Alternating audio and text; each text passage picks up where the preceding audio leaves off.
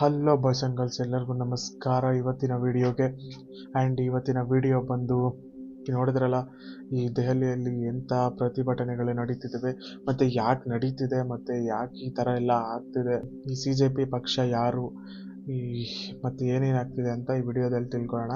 ನಾನು ಈ ವಿಡಿಯೋ ಏನು ಜಾಸ್ತಿ ಲೆಂತ್ ಇಡೋದಿಲ್ಲ, ಜಸ್ಟ್ ಒಂದು 2-3 ನಿಮಿಷದಲ್ಲಿ ಎಕ್ಸ್ಪ್ಲೈನ್ ಮಾಡೋಣ ಅಂದ್ಕೊಂಡಿದ್ದೀನಿ. ಆ್ಯಂಡ್ ವಿಡಿಯೋ ಪೂರ್ತಿಯಾಗಿ ನೋಡಿ. ಶಾಂತಿಯುತವಾಗಿ ನಡೆಸುತ್ತಿದ್ದ ಆ ಪ್ರತಿಭಟನೆಯನ್ನು ಅವರ ಸ್ಟೂಡೆಂಟ್ಸ್ನ ರೊಚ್ಚಿ ಬೆಪ್ಪಿಸಿ ಅಲ್ಲಿ ಬಂದು ಆರ್ಟಿಕಲ್ 370 ಬಗ್ಗೆ ತಂದಿದ್ದಾರೆ, ಮತ್ತು ಅಲ್ಲಾ ಬಗ್ಗೆ ತಂದಿದ್ದಾರೆ, ಮತ್ತು ರಾಮನ್ ಬಗ್ಗೆ ತಂದಿದ್ದಾರೆ, ಜೀಸಸ್ ಬಗ್ಗೆ ತಂದಿದ್ದಾರೆ. ಇವೆಲ್ಲ ಏನಕ್ಕೆ ಬೇಕಾಗಿತ್ತು? ಇದು ನಿಮಗೆ ಅರ್ಥ ಆಗ್ಬೋದು. ಇದು ಜಸ್ಟು ಎಕ್ಸಾಮ್ ಪೇಪರ್ ಲೀಕ್ ಆಗಿದೆ ಮತ್ತು 21 ಜನ ಸತ್ತೋಗಿದ್ದಾರೆ ಅಂದ್ಬಿಟ್ಟು ಅವ್ರಿಗೋಸ್ಕರ ಈ ಪ್ರತಿಭಟನೆ ಮಾಡ್ತಾಯಿದ್ದಾರೆ. ಇವರು ಬಂದು ಅವ್ರ ಸ್ವಂತಕ್ಕೋಸ್ಕರ ಗೌರ್ಮೆಂಟನ್ನು ಬೀಳಿಸ್ಬೇಕು ಅನ್ನೋ ಇದು ಉದ್ದೇಶದಲ್ಲಿ ಈ ಥರ ಕೆಲಸ ಮಾಡ್ತಿದ್ದಾರೆ. ಆ್ಯಂಡ್ ಆಫ್ಘಾನಿಸ್ತಾನಿಂದ ಬಾವುಟ ಇಕ್ಕೊಂಡೊಬ್ಬ ಮತ್ತು ಇಂಡಿಯಾನು ಇನ್ನೊಬ್ಬ ಬೈಕೊಂತ ಇನ್ನೊಬ್ಬ, ಇವೆಲ್ಲ ಏನಕ್ಕೆ ಮಾಡ್ತಿದ್ದಾರೆ ಅಂತ ನೀವೇ ತಿಳಿ. ಪ್ರೊಟೆಸ್ಟ್ ಸ್ಟಾರ್ಟ್ ಆಗಿದ್ದು ಬಂದು ನೀಟ್ ಎಕ್ಸಾಮ್ ಪೇಪರ್ ಲೀಕ್ ಆಗಿದ್ದರಿಂದ. ಸೊ ಆ ನೀಟ್ ಎಕ್ಸಾಮಿನೇಷನ್ ಲೀಕ್ ಆಗಿದ್ದರಿಂದ 20 ಜನ ವಿದ್ಯಾರ್ಥಿಗಳು ಸೂಸೈಡ್ ಮಾಡ್ಕೊಂಡು ಸತ್ತೋಗಿದ್ದಾರೆ ಅಂತ ಬಿತ್ತು. ಅದಕ್ಕೋಸ್ಕರ ನ್ಯಾಯ ಕೇಳಿಕೊಂಡು ಪ್ರೊಟೆಸ್ಟ್ ಮಾಡೋದು ಸ್ಟಾರ್ಟ್ ಮಾಡಿದ್ರು.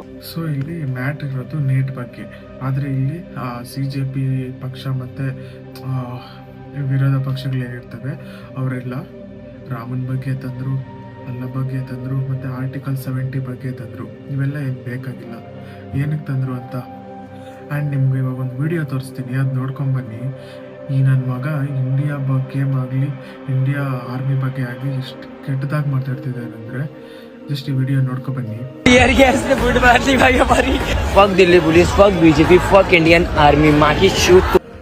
ನೋಡಿದ್ರಲ್ಲ ಈ ವಿಡಿಯೋ. ಈ ನನ್ನ ಮಗನಿಗೆ ಏನು ಮಾಡಬೇಕು ಅಂತ ನಮ್ಮ ಡಿಪಾರ್ಟ್ಮೆಂಟಿಗೆ ಬಿಟ್ಟಿದ್ದು.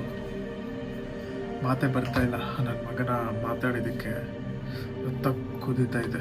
ಈ ನೀಟ್ ಎಕ್ಸಾಮ್ ಬಗ್ಗೆ ಇದ್ದಿದ್ದು ಇವೆಲ್ಲ ಏನಕ್ಕೆ ಬಂತು, ಇಂಡಿಯಾ ಆರ್ಮಿ ಬಗ್ಗೆ ಏನಕ್ಕೆ ಬಂತು, ಇಂಡಿಯಾ ನ್ಯಾಷನಲ್ ಬಗ್ಗೆ ಏನಕ್ಕೆ ಬಂತು ಅಂತ ನನಗೆ ಇನ್ನೂ ಅರ್ಥ ಆಗ್ತದೆ. ಒಬ್ಬ ಹೇಳ್ತಾನೆ, ಈ ವಿಡಿಯೋ ನೋಡ್ಕೊ ಬನ್ನಿ. ಜೈ ಶ್ರೀರಾಮ್ ಬೋಲೆಂಗೆ, मैंने बोला बोलो भाई, मैं जय संविधान बोलूंगा. जय संविधान. अल्लाह का मतलब वो शक्ति जो हम सब में है, बस नाम रहेगा अल्लाह का. ಜೈ ಸಂವಿಧಾನ ಅಂತ ಹೇಳ್ತಿದ್ದಾರೆ. ಆ್ಯಂಡ್ ಇನ್ನೊಬ್ರು ಅದೇ ಸ್ಟೇಜ್ ಮೇಲೇ ಜೈ ಅಂದರೆ ಅಲ್ಲಾಗೆ ಸಪೋರ್ಟ್ ಮಾಡ್ತಾ ಮಾತಾಡ್ತಿದ್ದಾರೆ. ಅಂದರೆ ಸಪೋರ್ಟ್ ಮಾಡಬೇಡಿ ಅಂತ ನಾನು ಹೇಳ್ತಿಲ್ಲ, ಬಟ್ ಹಿಂದೂ ನಿಮಗೆ ಏನು ಮಾಡಿದ್ರು ಹೇಳಿ. ಮತ್ತು ಒಬ್ಬ ಆಫ್ಘಾನಿಸ್ತಾನಿಂದ ಫ್ಲ್ಯಾಗ್ ಎತ್ಕೊಂಡ್ಬಂದಿರ್ತಾನೆ ಆ ಪ್ರತಿಭಟನೆಗೆ. ಏನಕ್ಕೆ? ನಮ್ಮ ಜನ ಹೆಂಗೆ ಸ್ಟೂಡೆಂಟ್ಸ್ನ ಯೂಸ್ ಮಾಡ್ಕೊತಿದ್ದಾರೆ ಅಂದರೆ, ಇವರು ಜಸ್ಟ್ ಒಂದು ಗೌರ್ಮೆಂಟ್ಗೋಸ್ಕರ ಇಡೀ ಇಂಡಿಯಾ ಅಂತಂದ್ರು ದೇವ್ರು, ಆಲ್ಮೋಸ್ಟ್ ಎಲ್ಲ ರೀಜನ್ ದೇವ್ರುಗಳೆಲ್ಲ ತಂದ್ಬಿಟ್ಟಿದ್ದಾರೆ.